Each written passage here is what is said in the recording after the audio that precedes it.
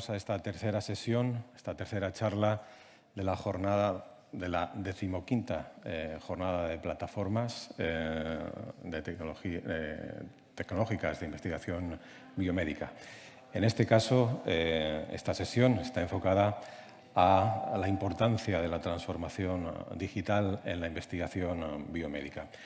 Antes de dar paso a los ponentes que hoy me acompañan en la mesa, sí dejadme daros algunas pinceladas o incluso resumir algunas de las cosas que se han mencionado a lo largo de la mañana. Temas que tienen que ver con la importancia del dato, de la que trataremos más tarde, temas que tienen que ver con la importancia de la tecnología, de la transformación digital, de la inteligencia artificial. Como veis, y como os decía, temas muy transversales que afectan tanto a profesionales, profesionales de la industria, profesionales de la clínica, pacientes, por supuesto, empresas y, como no, también a otras organizaciones sectoriales dentro del ámbito de la salud. Como os decía, me acompañan hoy representantes de estas áreas que mencionaba previamente. En concreto, a mi izquierda tenemos al doctor Julio Mayol. Julio es catedrático de cirugía, director médico y director de innovación en el Hospital Clínico San Carlos, además de ser profesor de cirugía de la Universidad Complutense de Madrid y miembro de la Real Academia de Medicina de España. Además, también es presidente de la Sociedad Española de Investigaciones Quirúrgicas. Por otro lado, a su izquierda, hoy nos acompaña Jordi Cruz. Jordi Cruz es fundador y director de la Asociación San Filippo de España en 2003. Fundó esta fundación. También es patrono de la Fundación FEDER y paciente experto en diferentes comités nacionales e internacionales. Asimismo, y a la izquierda de Jordi, tenemos a Sandra Pla, que nos acompaña en representación a la empresa Synapse. Sandra es licenciada en Ciencias Políticas y máster en Políticas Públicas y Sociales por la Universidad Pompeu Fabra y la Universidad Johns Hopkins de Estados Unidos. Gestiona proyectos de investigación, tiene una dilatada experiencia en la coordinación y ejecución de las áreas de gestión de proyectos y desde el 2020 ocupa el puesto de CEO en Synapse y dirige áreas de proyectos de investigación y desarrollo dentro de la empresa.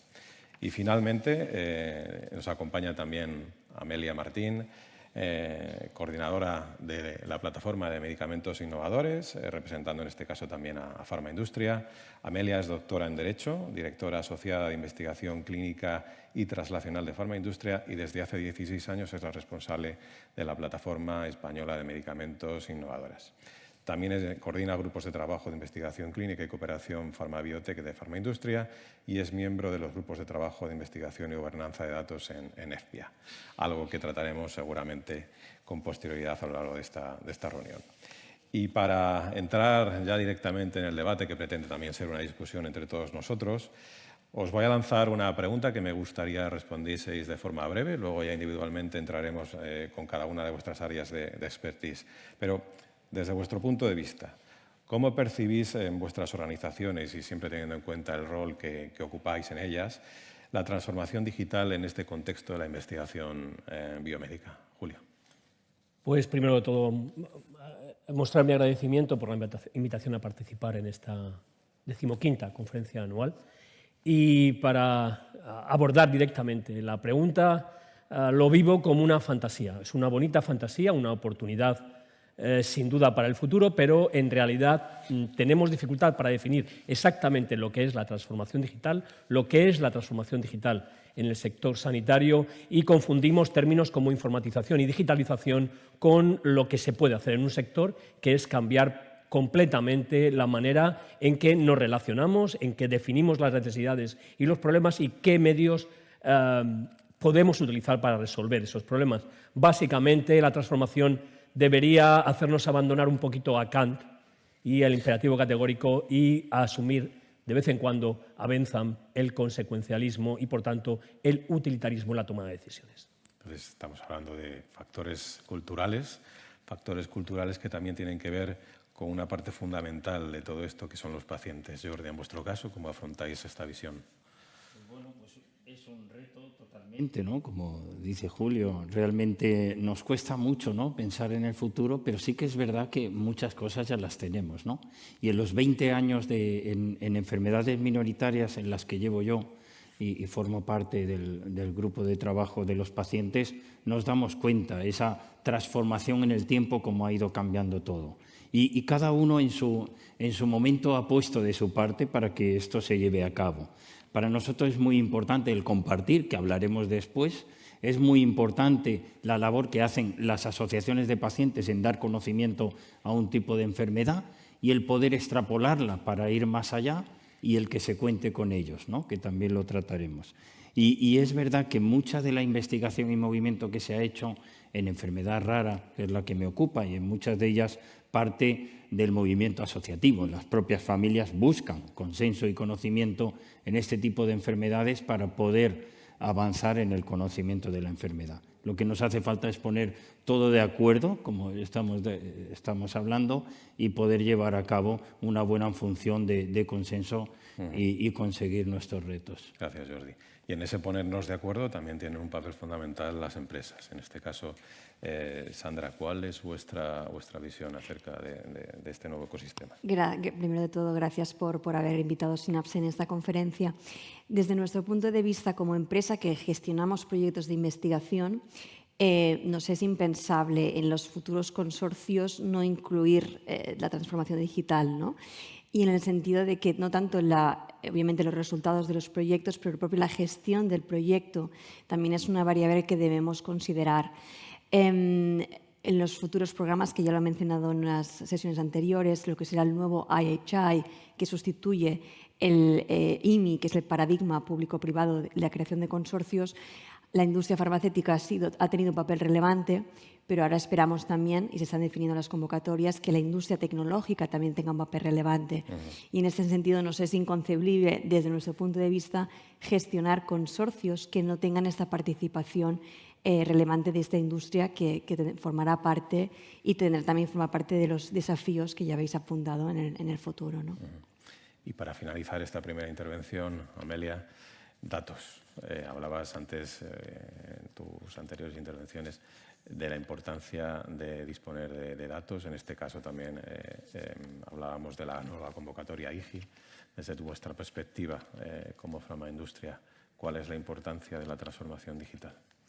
Bueno, yo creo que estamos viviendo una transformación digital acelerada. Coincido con mis compañeros de mesa. Está yendo todo muy rápido, tenemos retos, tenemos oportunidades, necesitamos datos fiables, seguros. Yo creo que ha quedado de manifiesto durante estos 2 años la necesidad, ¿no?, de intercambiar datos en un ecosistema donde se puedan hacer las cosas, sobre todo con garantías para los pacientes desde el punto de vista de la protección de datos. Nosotros trabajamos mucho durante la pandemia con la Agencia Española de Protección de Datos, la Agencia Española del Medicamento y Farmaindustria, para monitorizar en remoto, es decir, para que los monitores salieran de los hospitales, los pacientes también, pero poder hacer esa labor tan importante en los ensayos, que es, bueno, que los datos sean fiables para dar evidencia científica. Y lo que yo creo que es muy importante es que tenemos un marco jurídico que da mucha seguridad a hacer las cosas de una determinada manera, que han venido para quedarse. Y lo que creo que es importante es que los pasos que vayamos dando en esta transformación digital estén asentados sobre sólidas bases desde el punto de vista de la protección de datos. Ahí hay que decir que tenemos una Agencia Española de Protección de Datos que es muy sensible por supuesto, a la protección de datos, pero también al fomento de la investigación biomédica, y busca un adecuado equilibrio. Cuando nosotros formamos parte de un grupo de gobernanza de datos en Europa, ves otras agencias europeas que no siempre tienen esa sensibilidad, y creo que eso, como pacientes que somos todos, también es muy importante. Descentralizar el ensayo tiene muchos elementos importantes. Permite acercar el ensayo a casa del paciente, y en eso hemos constituido un grupo de trabajo en Farmaindustria en el que estamos viendo diferentes elementos de descentralización. Te permite que participe en un ensayo una población mucho más diversa.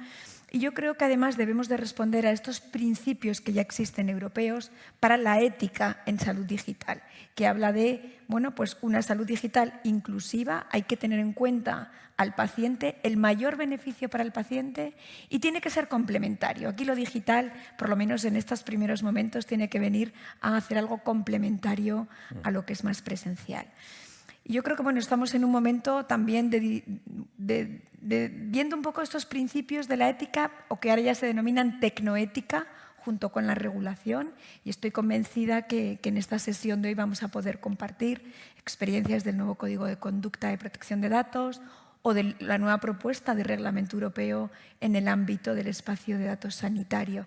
Yo creo que también es muy importante en nuestro país que no trabajen en silos nuestros ministerios. Es decir, tenemos la Estrategia de Salud Digital del Ministerio de Sanidad, Gaia X en Salud de la SEDIA, y es muy importante, ¿no?, que sean actuaciones de compartir datos de verdad para compartirlos luego en Europa y hacer esos proyectos transfronterizos, porque la investigación, pues como los virus, no entiende de fronteras, y aquí tenemos que buscar el mayor beneficio para todos.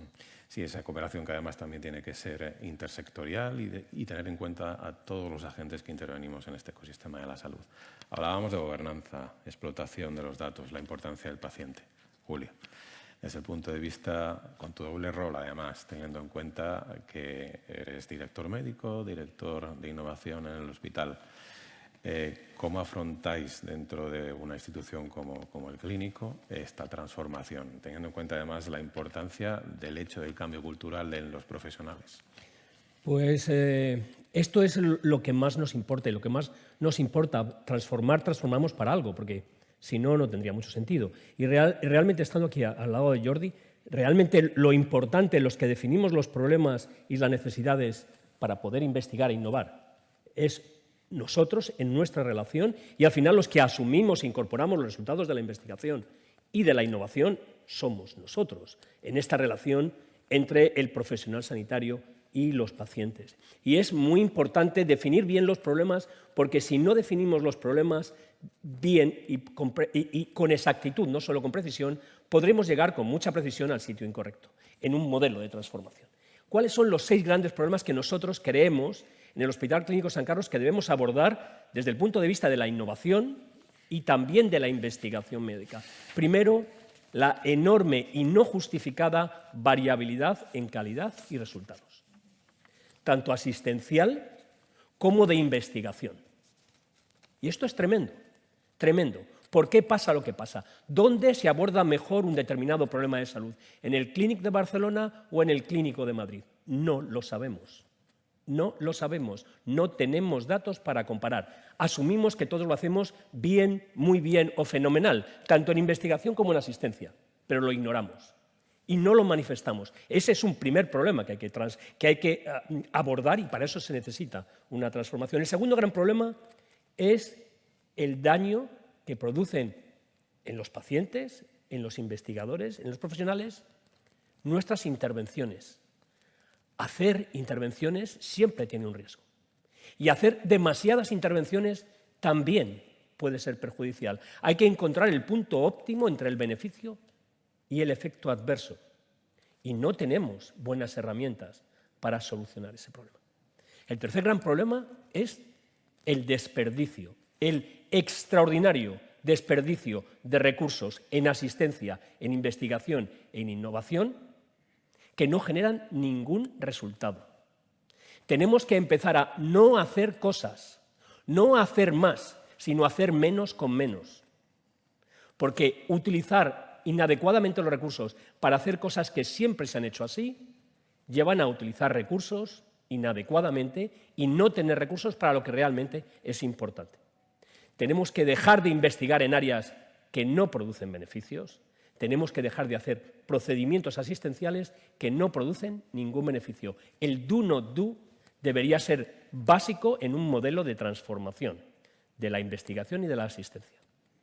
El siguiente problema, gran problema, es la inequidad. Sobrediagnosticamos y sobretratamos a quien menos lo necesita, sobreinvestigamos en lo que no es relevante, e infradiagnosticamos, infratratamos e infrainvestigamos en lo que tendría un mayor impacto en la enfermedad, porque recuerden, aunque había antes el PERTE de salud, en realidad es un PERTE de enfermedad. Tenemos un problema de interoperabilidad importante a la hora de utilizar las palabras. No es un PERTE de salud, es un PERTE de enfermedad. Y tenemos que abordar el sobrediagnóstico, el sobreuso de recursos, mientras que estamos haciendo infrauso en aquellos que se beneficiarían más de la investigación y de la asistencia. El quinto gran problema, y la COVID ha sido un ejemplo, es nuestra poca prevención, nuestra poca capacidad para enfocarnos a la salud, no la enfermedad, porque estamos hablando de sick care mayoritariamente, no de health care, no nos dedicamos a la salud. Tenemos que hacer hincapié en la investigación y en la asistencia que nos lleve a prevenir la enfermedad, a realmente promover la salud. Y finalmente, el sexto gran problema es la despersonalización, tanto de los pacientes como de los profesionales. Pasamos mucho más tiempo mirando pantallas que mirándonos entre nosotros.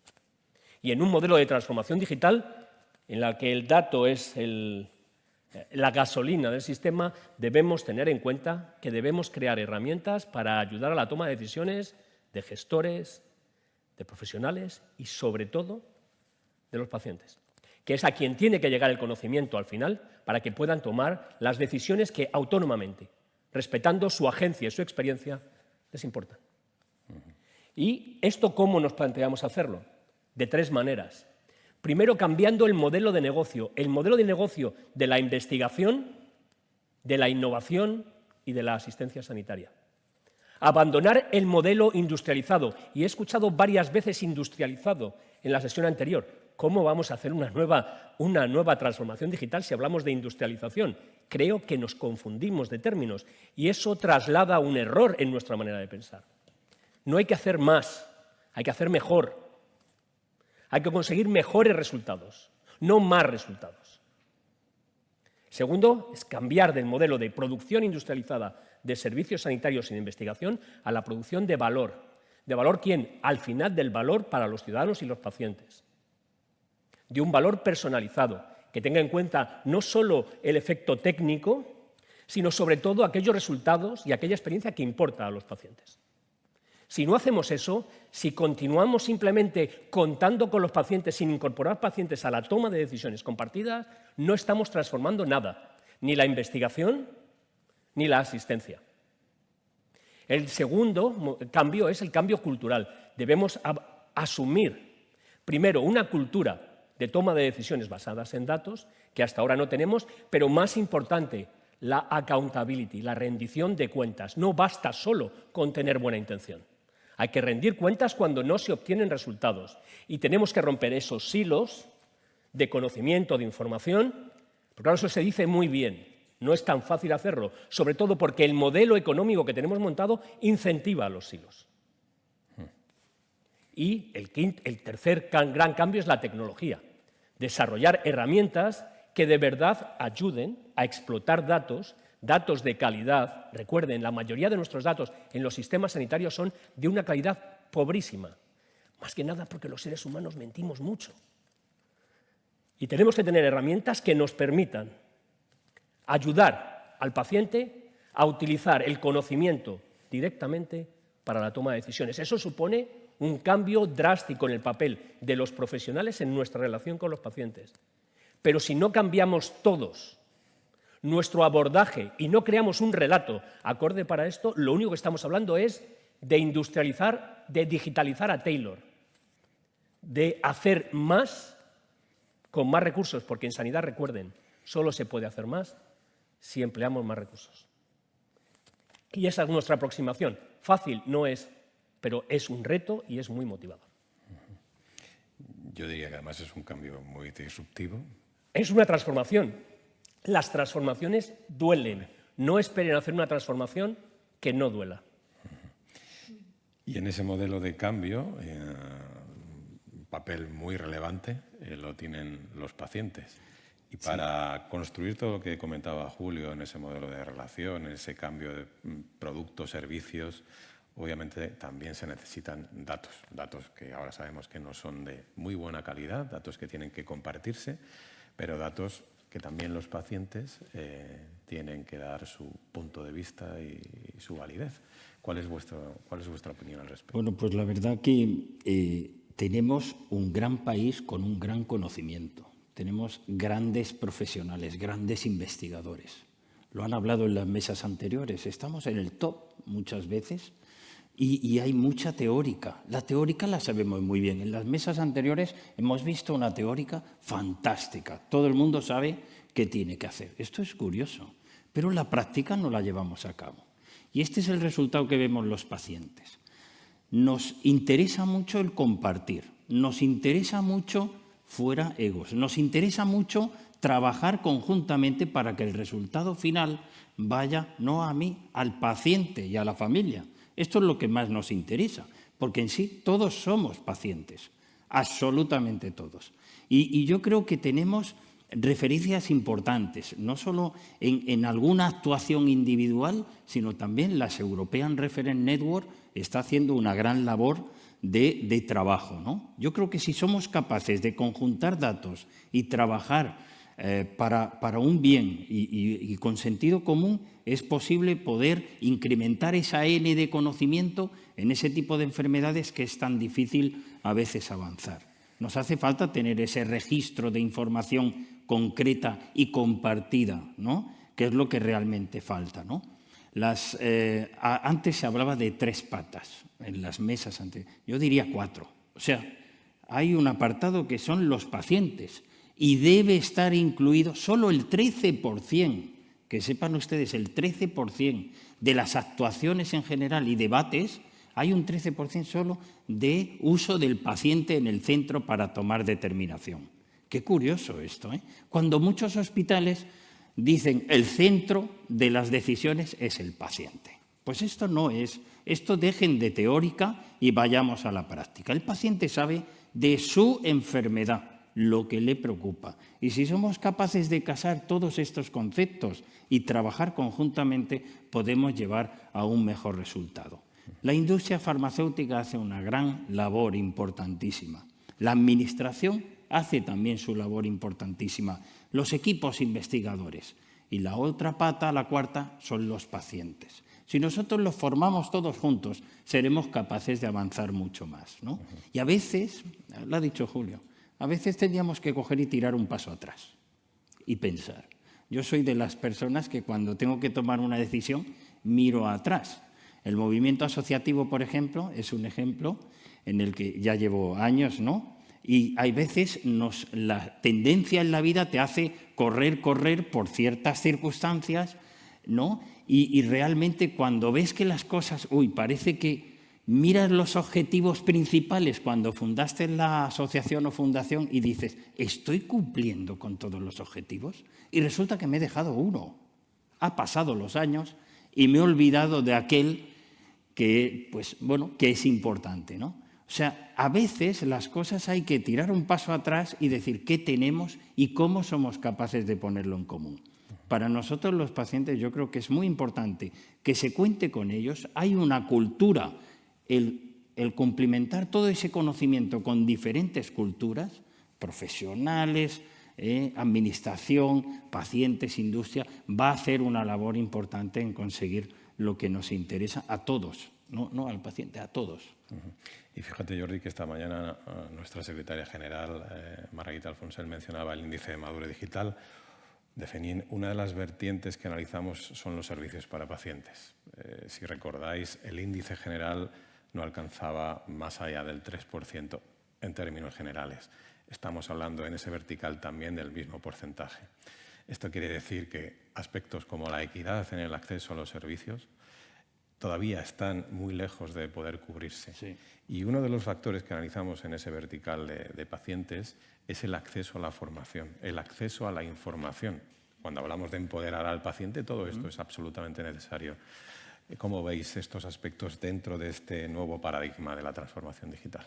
Bueno, es importante también formar a los pacientes en la toma de decisiones muchas veces. Y yo creo que esto, la Federación Española de Enfermedades Raras, por ejemplo, es un ejemplo donde lo estamos llevando a cabo para poder estar más preparado, un movimiento asociativo. Pensar que cuando se hace un nuevo diagnóstico y uno empieza un movimiento para crear cultura sobre la enfermedad, pues crea un movimiento asociativo y la familia se dedica a otra cosa o la persona hace otras cuestiones en su día a día y se tiene que profesionalizar conociendo la enfermedad, conociendo todas las oportunidades terapéuticas posibles o investigaciones, hasta incluso aprender otras lenguas para poder interactuar, ¿no?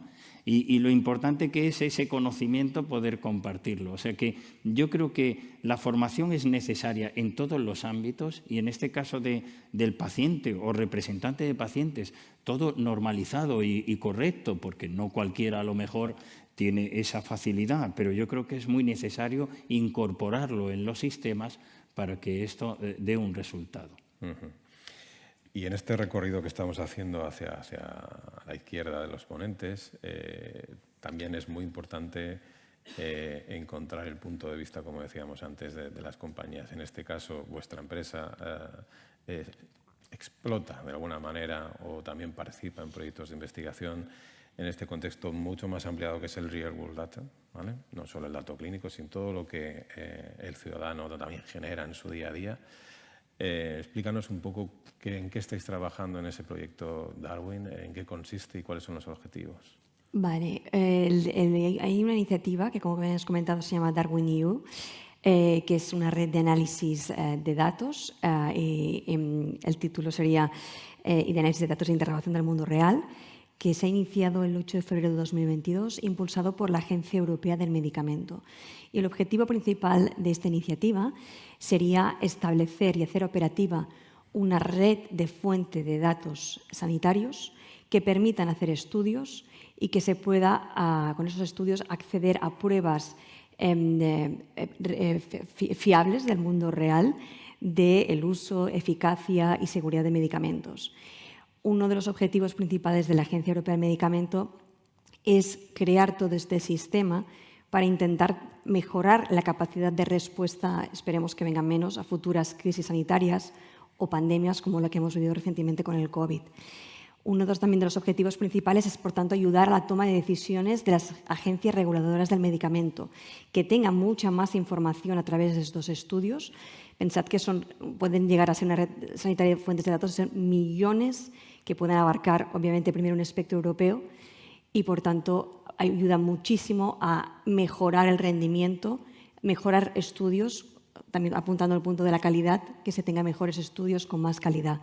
A nivel operativo, y aquí entra un poco el rol que hacemos la empresa, la EMA lo que ha hecho es contratar a Erasmus Medical Center para hacer que la operación de este sistema, de montar toda esta red de fuentes de datos sanitarios, establecer unos futuros servicios para que en un futuro puedan haber preguntas sobre estudios de medicamentos y que se puedan responder a través de la ejecución de estas preguntas con todo el acceso a la fiabilidad de las pruebas que proporcionarán las fuentes de datos sanitarios que participen.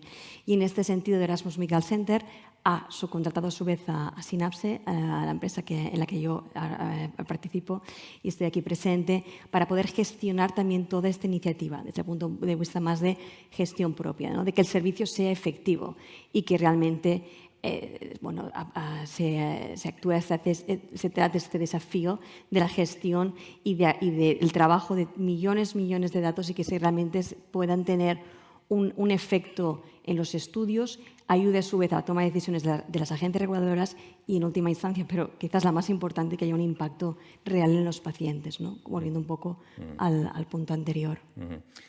Hablábamos también en sesiones previas, y Jordi lo mencionaba, a la teoría en cuanto a la necesidad y la importancia de la colaboración público-privada entre distintos agentes. Vosotros estáis trabajando en un proyecto que se llama EDEM. EDEM, correcto. Exacto, en el que colaboran pymes y hospitales. ¿Cómo se da esta colaboración y cuál es la importancia de que esto sea una realidad? A ver, exacto. El proyecto IDEN es un proyecto europeo, por tanto es una financiación público-privada. Hay una parte que la financia la Comisión Europea y otra parte que la financia la parte farmacéutica.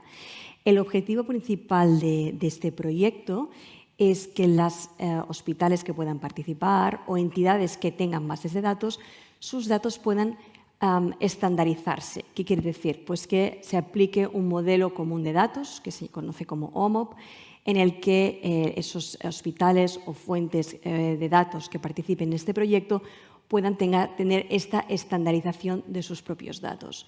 ¿Esto qué implica? La ventaja para estas instituciones que participan en el proyecto es que el hecho de tener esos datos estandarizados puedan participar en muchísimos estudios, porque aquí entra el factor comparativa. No tiene sentido que hacer un estudio a lo mejor solo con una base de datos, sino que el objetivo sería realmente hacer estudios que abarquen muchísimos fuentes de datos, pero estas fuentes de datos sin una interface estándar común es muy difícil obtener resultados que realmente sean aplicables. En el caso de Eden, los hospitales que estén interesados o las instituciones que quieran participar, hay unas convocatorias públicas, creo que la última es la sexta que se ha publicado y que cierra, si no me equivoco, el 14 de junio, en el que una de las ventajas principales de participar es que se hace un proceso de aplicación, si es seleccionada la entidad. Obviamente, un principal objetivo es el mapeo de estos datos a estos estándares internacionales y, por tanto, los hospitales reciben financiación para hacerlo. Y entran, digamos que para ellos es una oportunidad participar en un proyecto europeo de colaboración, porque también les da la perspectiva de participar en futuros estudios de alto impacto, de alto rendimiento. Creo que también uno de los objetivos de la estandarización de los datos es que se puedan hacer estudios de manera más rápida. Creo que lo de la pandemia nos ha afectado en este sentido, ¿no? Queremos resultados más rápido para poder tomar decisiones de manera más rápida. Y el hecho de contar con estandarización de datos es más fácil que se llegue a este camino a nivel de términos de timing. Las pymes también es otras entidades que pueden participar en este proyecto. Aquí tiene un rol diferente. Las pymes pueden participar en el proyecto a través también de convocatorias públicas y ellos pueden recibir una certificación, pueden participar en actividades del proyecto de manera gratuita y pueden ser validadoras de que ese mapeo de los datos que hacen los hospitales se haya hecho de manera correcta. Por tanto, para una pyme que esté interesada en participar en este proyecto y que quiera ser certificada, una de las ventajas inmediatas sería que ampliará también su competitividad en el mercado, ¿no? Porque incluye una nueva área en que a largo plazo, si los estándares estos internacionales que comentaba de OMOP será el futuro para hacer estudios a gran escala, las pymes podrán tener esta ventaja comparativa en función de otras empresas. Como dato de representación española en el proyecto europeo Eden, actualmente hay 22 instituciones de hospitales y fundaciones que participan como fuentes de bases de datos y que, por tanto, ya han sido mapeados sus datos a estos estándares. Y a nivel de pymes hay 5 empresas españolas, pequeña y mediana empresa, que han sido certificadas por el proyecto europeo y que, por tanto, se están dedicando actualmente también a validar a esas instituciones, hospitales o otras instituciones que contengan datos, de que el proceso de estandarización de sus datos se esté haciendo de manera correcta. Hablabas de estandarización, hablabas del acceso a datos. Julio antes mencionaba la calidad del dato, problemas de interoperabilidad en los que en esta sesión no vamos a entrar. Pero sí me gustaría conocer cuál es vuestro punto de vista, y ya vamos a ir adentrándonos también en ese otro concepto que es el data space, acerca de dos visiones que quizás sean también contrapuestas. Un aspecto que tiene que ver con la centralización o la federación en el acceso y en la compartición. ¿Cuál es vuestro punto de vista acerca de esto? Tanto en el ejemplo de DarwinEU, el ejemplo de Eden, la aproximación es la federación de datos. Y para explicar qué sería la federación sería como, por ejemplo, la Unión Europea, es decir, que hay un objetivo común, pero que están todos los países participando de manera independiente y que cada uno tiene su propio gobierno y su propia idiosincrasia. La federación de datos sería que se puede encontrar y utilizar el dato, pero que el dato no sale de su casa, ¿vale? En este sentido, una de las ventajas principales de ese sistema sería que como el dato no se mueve en el tiempo y en el espacio, evitas muchos de los desafíos tecnológicos, evitas también muchos de los desafíos de seguridad, qué pasa cuando mi dato sale de un sitio a otro, y sobre todo para si algún agente con perspectiva más legal, todo el tema de transferidad de datos entre entidades, abre la caja de Pandora de toda la parte de legal, de protección de datos, etcétera, ¿no? Entonces, en este sentido, tiene unas ventajas a considerar Y luego también, sobre todo, hay temas de sostenibilidad, es decir, si cada fuente de datos es responsable de mantener sus propios datos actualizados y esos datos son mapeados a una interfaz estándar, pero ese dato no sale de casa y, por tanto, yo soy responsable de que esté actualizado, libera un poco, o sea, se distribuye más la responsabilidad. Y quizás es más sostenible a largo plazo, más que a lo mejor el extremo que sería un sistema central en que todos los recursos tengan que ponerse en una parte única que fuera la que recibiría los datos. Aquí el tema de distribuir la responsabilidad, que es un poco el paradigma de colaboración, tanto en IDEN como en DarwinU, que cada uno es responsable de los datos que gestiona. Y también es importante el factor de que se respetan las políticas individuales de cada base de datos, ¿no? Eso también es más atractivo seguramente para participar en este sistema federado por las entidades que tienen sus propios datos, ¿no? Y hablabas del acceso. Jordi hablaba de la cesión. Aspectos legales, Amelia. Es importante, como tú mencionabas en tu primera intervención, tener en cuenta todo este marco legal, ley de protección de datos, cuando hablamos de data space, cuando hablamos de inteligencia artificial, cuando hablamos de explotación de datos. ¿Qué nos puedes contar acerca de eso? Bueno, yo creo que estamos en un momento que la Unión Europea está desplegando, ¿no?, una cantidad de normativa en este ámbito muy importante y que va a marcar el futuro, sin duda alguna.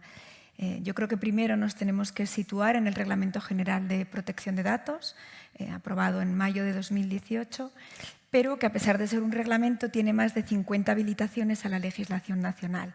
¿Y qué sucede con esto? Pues sucede que no tenemos una armonización en protección de datos personales en Europa y por eso, yo creo, pero sí que tiene ese reglamento un par de aspectos muy importantes desde el punto de vista también sanitario. Contempla el Big Data sanitario y habla de la investigación científica promovida por el sector público y por el sector privado. Y esto va a ser muy importante para lo que luego también quiero referirme. Yo creo que uno de los elementos también fundamentales es nuestra Ley Orgánica de Protección de Datos. Nuestra Ley Orgánica tuvo una serie de comparecencias en sede parlamentaria que hicieron que hoy en día tengamos una disposición adicional, que es la 17ª, que habla de protección de datos en salud. Es una de las pocas leyes en Europa que tiene esto contemplado, ¿no? Y esto también, bueno, yo creo que hubo grandes expertos en protección de datos, investigadores que explicaron a las personas que están en el Parlamento el valor que tiene reutilizar datos. De hecho, estuvo el responsable de un consorcio IMI, como es el Harmony, un hematólogo de Salamanca, explicando el valor que tiene para los pacientes, y yo creo que aquí hay que hacer mucha pedagogía social, porque todos somos pacientes, en explicar el valor de reutilizar datos para hacer más eficientes muchos de los procesos en investigación y en asistencia. Y yo coincido con lo que decía antes Jordi, ¿no? Y yo creo que aquí además el paciente con enfermedad rara es mucho más generoso, porque son menos para compartir datos. Pero es que todos tenemos que entender, sobre todo entenderlo en un marco de garantías y cómo esto se está estableciendo. Entonces, como decía, esta disposición adicional permite reutilizar datos. Y una cosa que también hay que explicar socialmente es que una persona consiente participar en un ensayo clínico o en un proyecto de investigación, pero que luego para el tratamiento de sus datos no va a ser el consentimiento siempre la base legal. Existen otras, como es una obligación legal, lo impone una legislación, que es lo que ocurre en los ensayos clínicos, puede ser un interés legítimo, y esto es muy importante para todo el desarrollo que estamos viendo. Nosotros nos pusimos a trabajar hace más de 2 años en este código de conducta que hacía referencia, que es el primer código sectorial, y sobre todo lo que ha venido es armonizar. Armonizar porque bueno, la industria se ha puesto hoy de manifiesto que España es el segundo país del mundo en ensayos clínicos.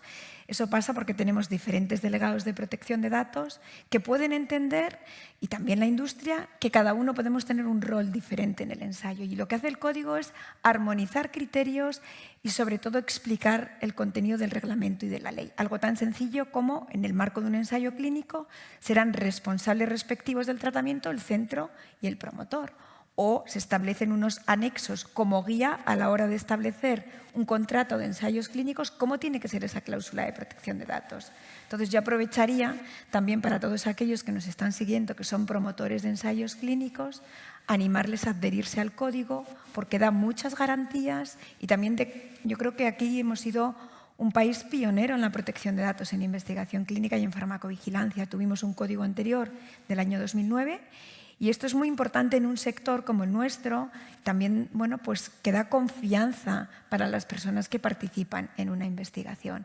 Y también porque tenemos, como decía antes, una Agencia Española de Protección de Datos muy sensible a la investigación biomédica.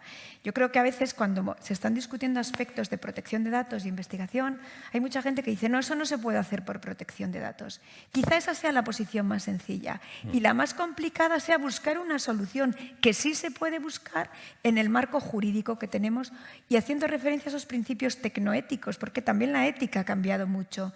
Y yo creo que esos principios de salud digital europeos que hablan de esa salud digital inclusiva, creo que tienen que estar muy presentes.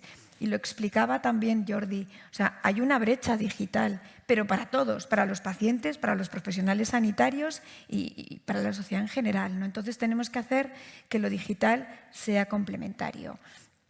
Este código nuestro es un código sectorial, es el primero, pero es que también es el primero en Europa. Nosotros, como os decía, formamos parte del Grupo de Gobernanza de Datos en EFPIA y el código español ha servido de base para desarrollar el europeo. Bueno, porque también el reglamento prevé estos códigos transnacionales que tendrán que ser aprobados por el Comité Europeo de Protección de Datos, pero que ha tenido dos agencias a nivel de país que han revisado. Una ha sido la española, precisamente por el expertise que tiene, y otra ha sido la francesa, el CENIL, porque tiene diferentes interpretaciones en el ámbito del rol del centro y el rol que puede tener el promotor. Bueno, yo creo que estamos construyendo el cómo se tiene que hacer esta protección de datos en la investigación biomédica con un marco jurídico que da mucha seguridad para todas las partes, adoptando medidas técnicas, adoptando medidas organizativas. Es el principio de accountability que aquí se ha explicado hoy. Impera en todo el reglamento, en todo el código, esas evaluaciones de impacto. Y yo creo que eso es algo que también tiene que influir cuando se desarrolle el reglamento del Espacio Europeo de Datos Sanitarios. Y yo creo que también es importante explicar que cuando uno practica un deporte, existen unas reglas. Los árbitros conocen las reglas, los deportistas conocen las reglas, la sociedad conoce las reglas. Y en este sentido, yo creo que tenemos unas reglas del juego establecidas, que sí es verdad que, como tú decías, necesitan flexibilizarse acorde a la evolución, que es muy grande y muy rápida, acorde a la evolución de la tecnología. Y en ese modelo seguro que habréis encontrado muchas barreras para este primer código de conducta que es pionero en Europa. No sé si nos puedes dar alguna pincelada acerca de ellas. Bueno, yo creo que lo que hemos tenido es una muy buena interlocución con la Agencia de Protección de Datos y eso ha sido fundamental y ha sido también consecuencia de tener un código del año 2009 previo, ¿no?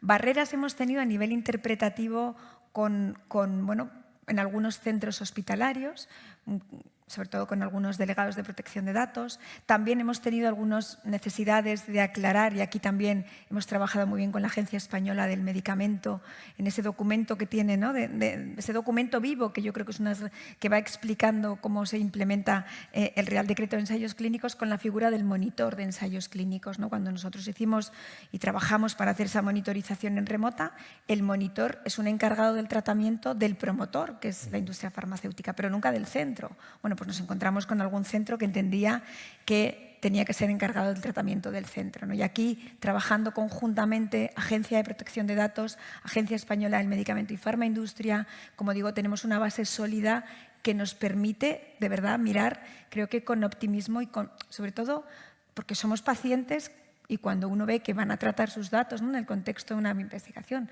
Y algo muy importante y de cara al espacio europeo de datos sanitarios es esos segundos usos de los datos, que ya lo prevé nuestra Ley Orgánica de Protección de Datos y que probablemente es pionera en algunos puntos, ¿no? Y eso ahora lo implementa la propuesta de reglamento del espacio de datos sanitarios, que creo que de verdad los segundos usos nos van a ayudar mucho en el ámbito de la investigación biomédica. Por supuesto que sí. Y sobre todo, bueno, pensando también en que este año parece que va a ser el año del dato, ¿no? El año 2022, que que aparece la IA, que aparece todo este cambio legislativo. ¿Nos podrías dar, a título informativo, las grandes líneas o las big lines acerca de lo que podemos esperar como sociedad respecto a estos cambios? Sí, yo creo, bueno, todo empieza en febrero de 2020, cuando la Comisión Europea presenta la Estrategia Europea de Datos y ya explica que hay 9 espacios de datos para desarrollar por la economía del dato, precisamente. Y sanidad era uno, pero consecuencia de la pandemia, el primer, precisamente, espacio europeo de datos sanitarios que tiene una legislación o una propuesta, mejor dicho, de reglamento vertical es el de salud. Pero no se tiene que ver de manera aislada, se tiene que ver junto con el Reglamento General de Protección de Datos, el reglamento de gobernanza del dato, que es el que se refiere más bien a las estructuras, el Data Act, que habla un poco de quiénes van a generar ese valor, todo esto, y desde luego la Directiva de Ciberseguridad. Y por tener 2 pinceladas del nuevo reglamento precisamente del espacio sanitario de datos, que sepáis que tiene más de 70 considerandos. Al legislador europeo le preocupa mucho explicarlo bien el contenido, 76 artículos en la parte más dispositiva, pero sobre todo los datos van a responder a 2 fines. Al uso primario, la asistencia, o sea que cualquiera de nosotros, cuando viajemos a un país europeo, un médico nos pueda atender, pueda tener acceso a nuestra historia. Eso que decía antes Reyes, que era tan complicado. Yo a veces digo que a España, bueno, pues el estar en Europa quizá nos puede ser una solución en este sentido. Y esto va a haber unas autoridades sanitarias digitales en cada país y una plataforma que se llama My Health, que bueno, tiene que estar todo operativo para 2025. Y en el ámbito de los segundos usos, que son precisamente donde vamos a poder reutilizar datos en investigación, va a haber unos comités de accesos a datos con otra plataforma que se llamará My Health, que también tendrá que estar operativa para 2025. Y yo creo que aquí no podemos perder de vista una cosa, y es que hay que buscar una normativa flexible, que buscando ese equilibrio, pero que la burocracia y el crear organismos, por supuesto, que tienen que dar garantías, pero que no limiten o que no obstaculicen el bien común, que es el progreso de la investigación biomédica. Y sin duda alguna, reutilizar datos va en favor de algunas enfermedades que hoy por hoy no tienen bueno, pues una cura, puede ser una solución. Entonces, hay que buscar el equilibrio entre la protección de datos y la investigación biomédica y cómo se están generando el Comité Europeo de Datos, el Supervisor Europeo de Datos, con estos nuevos organismos, pero de verdad que la burocracia y la gobernanza busque el bien común, que es el fomento de la investigación. Muy bien, muchas gracias, Amelia. Y ya finalizando, se ha hablado antes en las sesiones previas de pesimismo y optimismo. A mí me gusta ser realista con cierto punto de optimismo, ¿vale? Entonces, os voy a pedir que desde vuestras organizaciones, desde el rol que ocupáis, nos expliquéis un poco qué es lo que esperáis, pensando en el año 2025, que está ahí a la vuelta de la esquina. ¿Cómo podemos acelerar este proceso de transformación pensando en pacientes, procesos, cambio cultural, uso de los datos, la legislación? Empezamos por ti, Julio, por ejemplo. Pues como es un problema, los problemas son cosas que tienen solución. Si no tuviera solución no serían problemas, los problemas son un reto. Sin duda hay que ser optimista y desde nuestra institución creemos que la transformación no va a venir de dentro, la transformación va a venir desde el impulso de los ciudadanos y los pacientes. Tenemos una comisión de pacientes en el hospital, tenemos una comisión de pacientes en el Instituto de Investigación Sanitaria. No vamos a ser capaces de transformar, vamos a hacer mejoras incrementales desde dentro. Sin el impulso de los pacientes y de la tecnología será imposible transformar el sector. Así que tenemos grandes esperanzas en que los ciudadanos, los pacientes, sean capaces de impulsarnos hacia esta transformación. Gracias, Julio. Jordi. Sí, hace falta una instrucción, ¿no? Hace falta poner orden a todo eso.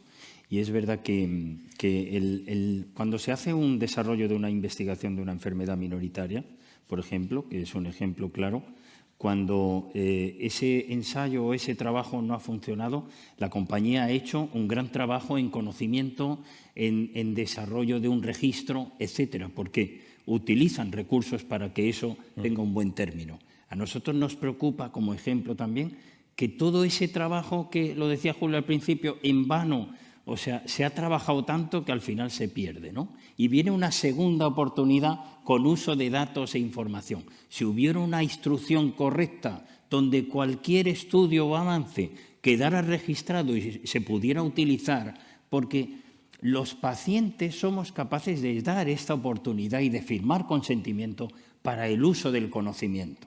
Nosotros lo que queremos es que cuanta más información se genere y mayor trabajo y conocimiento, pues mucho mejor para todos, ¿no? Y yo creo que esto es fundamental. Deberíamos ser todos generosos y en ese sentido iríamos por mejor camino. Sandra. Y un aspecto que yo añadiría es la importancia de la comparación del dato. Y aquí vuelvo un poco a lo que me he remitido antes de las ventajas de tener los datos estandarizados, cada uno manteniendo su propia gobernanza de nivel local, pero esa comparativa ayudará inevitablemente a que haya resultados más rápidos en estudios de enfermedades concretas. Yo me quedaría con el ejemplo de una cosa que ahora nos parecería, no sé, 5 años atrás ciencia ficción, los study-a-thons, que han hecho estudios en el contexto del proyecto Eden. Durante 5 días reunieron a 40 investigadores que tuvieron acceso a millones de bases de datos ya estandarizadas. Y en 5 días pudieron tener resultados de los análisis. Esto es algo que en 5 días tener resultados y poder acceder a todos estos datos estandarizados es algo que a lo mejor 10 años atrás hubiera sido ciencia ficción, ¿no? Entonces, utilizar la ventaja de estas comparativas para poder realmente avanzar y crear el impacto necesario en nuestra sociedad y obviamente en paciente. Y finalizamos contigo, Amelia. Nada, decir que hay que tener estas plataformas listas, veremos, ¿no? El recorrido que tiene el reglamento por su paso por el Parlamento y el Consejo, pero tiene que ser para unos fines específicos.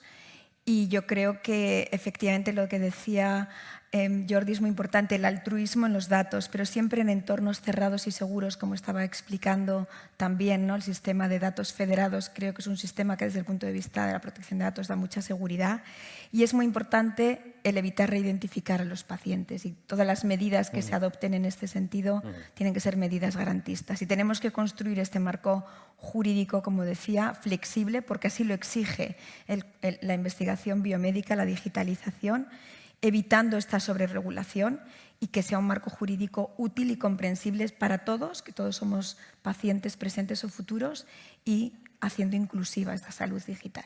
Muy bien. Pues ya finalizaríamos. Yo os querría dar las gracias. Gracias por vuestros puntos de vista, muy útiles y sobre todo muy valiosos. Yo creo que para todos los que estamos hoy aquí y sobre todo también para el resto de la sociedad que conozca en qué ecosistema nos vamos a mover en el futuro. Muchas gracias a todos.